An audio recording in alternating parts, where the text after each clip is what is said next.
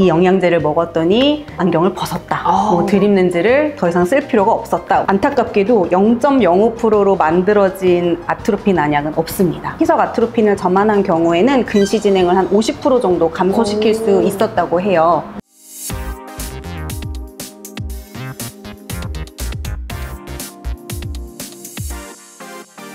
안녕하세요. 네, 저는 오늘 진행을 맡은 차종은 삼성안과 원장 최하영입니다. 차 PD. 네. 요즘 아이들 근시 비율이 어느 정도 될 것 같으세요?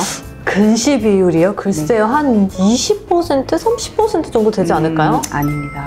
2012년 국민영양조사 그 자료에 의하면은 그 당시에 13세 이하 아이들의 근시 유병률이 57%. 그리고 2명 중에 1명이네요. 그렇죠. 그 이상이죠, 사실은. 그리고 그 다음에 18세 이상까지 확대를 해봤을 때는 80%가 근시였다고 해요. 지금은 뭐 10년 이상 더 시간이 흘렀기 때문에 그 비율이 훨씬 높아졌을 거로 생각이 됩니다. 선생님, 그러면 근시가 있을 때 제때 치료해주는 게 아주 중요할 것 같아요. 그렇죠. 굉장히 중요하고요. 사실 요즘 어린아이들은 자라면서부터 눈이 빨리 나빠질 수 있는 환경에 노출이 될 수밖에 없어요. 저도 키우면서 되게 신경을 많이 썼는데 뭐 유아기 때부터 태블릿, 핸드폰에 당연히 볼 수밖에 없고 크면서 이제 학교 들어가면은 컴퓨터로 수업을 하기도 하고. 그 옛날에는 저희 다 이제 종이로 이제 교과서로 공부를 했는데 요즘은 다 디지털화 되었다면서요. 네. 공부량이 늘어나면서 또 야외 활동 줄고 이러다 보면 눈이 사실 나빠질 수밖에 없는데 근시는 사실 한번 시작이 되면은 좋아질 수는 절대로 없고요. 계속 나빠지는 그 증가를 하게 됩니다. 그래서 안경 도수가 단순히 올라가는 것뿐만이 아니라 이제 마이너스 6디옵터 이상의 고도 근시가 되면은 안축장 길이가 길어지면서 안구의 그 구조들의 변형이 오기 시작해요. 그러다 보면 황반면성 생길 확률이 60배 높아지고 녹내장 생길 확률도 2~3배 이상 높아지고 뭐 망막 박리 같은 위험한 질환 생길 가능성도 7배 이상 높아지게 된다고 합니다. 뿐만 아니라 이제 초고도 근시에 들어서게 되면은 나중에 성인이 되어서 뭐 라식, 라섹 같은 시력 교정술을 하기도 좀 힘들어질 수 있어요. 하고 싶어도 할 수 없는 상황이 되는 거죠. 네. 그럼 근시 치료가 정말 다양하게 있잖아요. 네네네. 어떤 종류가 있는지 조금 간략하게 설명해 주시면 좋을 것 같아요. 네. 일단 근시 진행을 억제하는 대표적인 치료들이 이제 잘 때 착용하게 되는 드립 렌즈, 그 다음에 희석 아트로핀이라고 하는 안약 점안, 또 세 번째는 낮에 착용하는 마이사이트라고 하는 렌즈가 있습니다.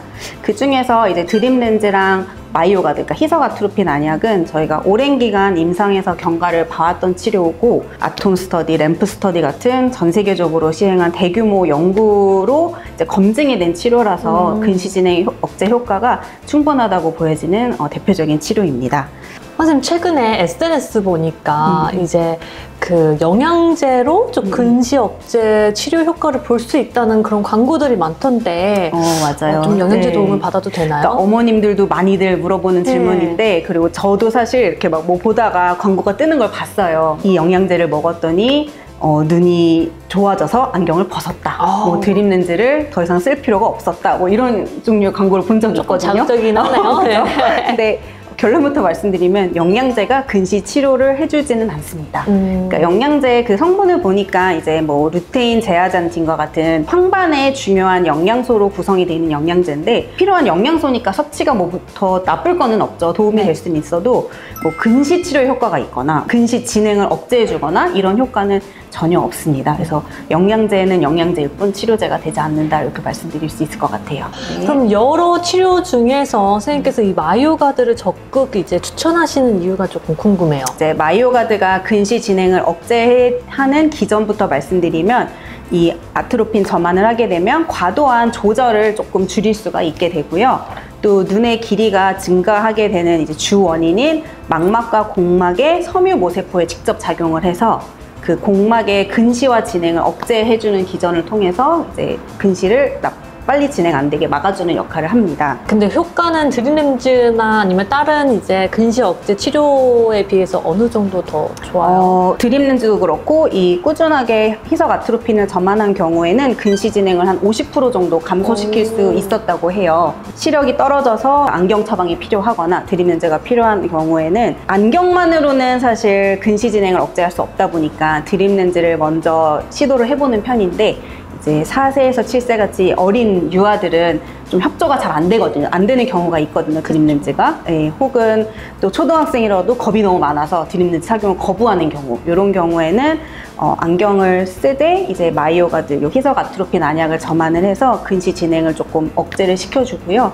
나중에 커서 드립렌즈 시도가 가능해질 때 그때는 드립렌즈로 전환을 해볼 수도 있습니다. 네. 아니면 그 두 가지를 같이 병행해서 할 수도 있을까요, 선생님? 네, 가능해요. 그러니까 드립렌즈랑 마이오가드를 같이 병행을 하는 게 드립렌즈만 하는 것보다 더 근시 진행을 억제했다, 뭐 이런 논문들도 사실 있어요. 근데 대부분 약간 단기 연구고 또 그 스터디 사이즈가 그렇게 크지 않고 해서 그 효과에 대해서는 아직 안과 의사들도 좀 의견이 분분한 상태예요. 그래서 모두가 다 드립렌즈와 마이오가드 병행을 하고 있지는 않고, 이제 드립렌즈를 하더라도 이제 눈이 빨리 나빠지는 날도 간혹 있거든요. 그런 경우에만 저희가 마이오가드를 추가로 점안하는 것을 추천을 드리고 있습니다. 네. 부작용은 좀 없을까요? 부작용도 좀 걱정이 돼요. 그쵸. 마이오가드 점안을 하면은 이제 동공이 조금 커지게 돼요. 확장이 되게 되는데, 이로 인해서 이제 눈부심, 그리고 시야 흐림, 특히 가까운 근거리의 이런 글씨들이 좀 흐리게 퍼져 보이는 부작용이 있을 수밖에 없고요. 그 다음에 좀 드물긴 하지만 뭐 어지러움이라든지 뭐 약물 알러지처럼 뭐 발열이 올라온다든지 눈 주변이 붉어진다든지 하는 그런 전신 부작용도 있을 수 있습니다.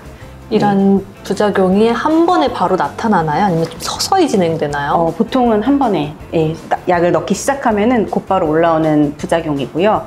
이제 전신 부작용, 어지러움이나 이런 약물 알러지 반응이 있는 경우에는 바로 중단하고 병원에 내원해서 확인을 해주시는 게 좋고, 사실 눈부심, 시야흐림 같은 부작용은 너무 불편하면 저희가 이제 병원에 와서 동공이 얼마나 커져 있는지 확인을 하고, 그게 좀 과하게 커져 있는 경우는 원래는 매일매일 점안하는 건데 뭐 격일로 점안한다든지 뭐 조금 더 희석을 해서 농도를 낮게 사용한다든지 하는 조절을 통해서 조금 불편하지 않게 맞춰볼 수도 있습니다. 네. 네. 선생님, 그럼 이게 이제 그 점안액인데 어떻게 점안하는지 방법이랑 조금 주의사항을 더 자세하게 설명해 주시면 좋을 것 같아요. 네네. 일단 앞서 말씀드린 그 아톰 램프 연구에 의하면 이 아트로핀이 0.05%로 희석했을 때가 가장 부작용도 적고 또 근시 진행 억제 효과가 충분했던 가장 최적의 농도예요. 0.05%가. 네. 근데 안타깝게도 0.05%로 만들어진 아트로핀 안약은 없습니다. 왜요, 선생님? 그러니까요. 좀 만들어주셨으면 좋겠어요. 네. 지금 저희가 쓸 수 있는 안약은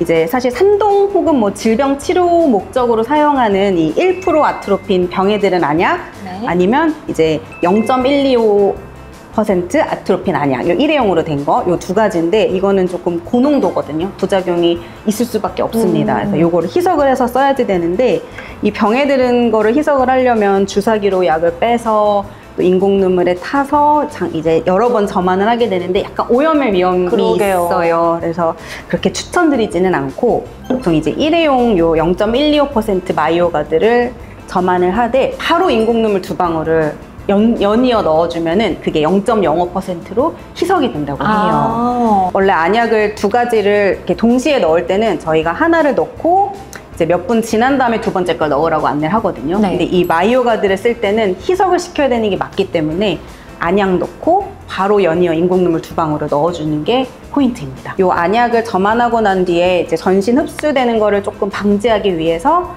점안하고 바로 이 눈물 내려가는 길을 한 20초간 꾹 눌러주게 돼요. 그러면 눈에만 영향이 미쳐지고 전신 흡수되는 걸 좀 예방할 수 있습니다. 이거는 하루에 한 번씩 넣는 걸까요, 선생님? 네, 맞아요. 하루 한 번 점안하는 거고, 자기 전 1회 점안으로 안내를 해드리고 있고요.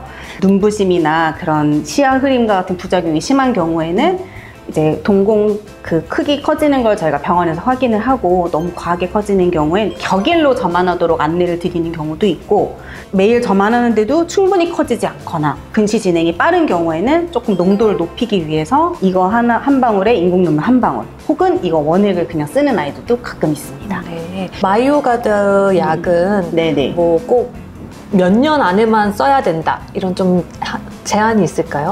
그렇지는 않고요. 열심히 치료하다가 성장기 중간에 중단해버리면 다시 눈이 나빠지는 리바운드 효과가 올 수 있어서 드립 렌즈와 마찬가지로 만 6세에서 10세 요 급성장기에는 계속 치료를 유지해 주는 것이 좋고 성장기 지난 후에 보통 중단을 하게 됩니다. 드립 렌즈랑 네. 마이오가드랑 둘 중에 한 가지를 먼저 이제 치료를 받아야 된다고 하면 어떤 걸 먼저 시작하는 게 좋을까요?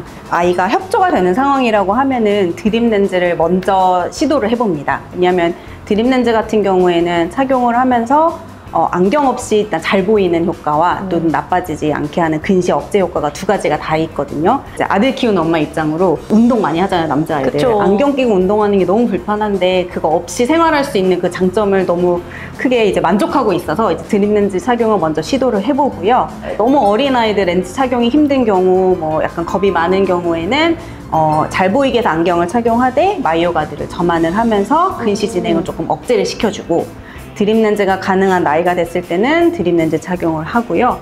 또 이제 중고등학생이 되면은 수면 시간이 짧아지면서 드립 렌즈가 조금 불편해지는 경우가 있어요. 잘 때 착용하는 렌즈다 보니까. 그래서 그런 경우에는 낮에 착용하는 마이사이트 렌즈로 전환하는 것을 추천을 드리고 있습니다. 네.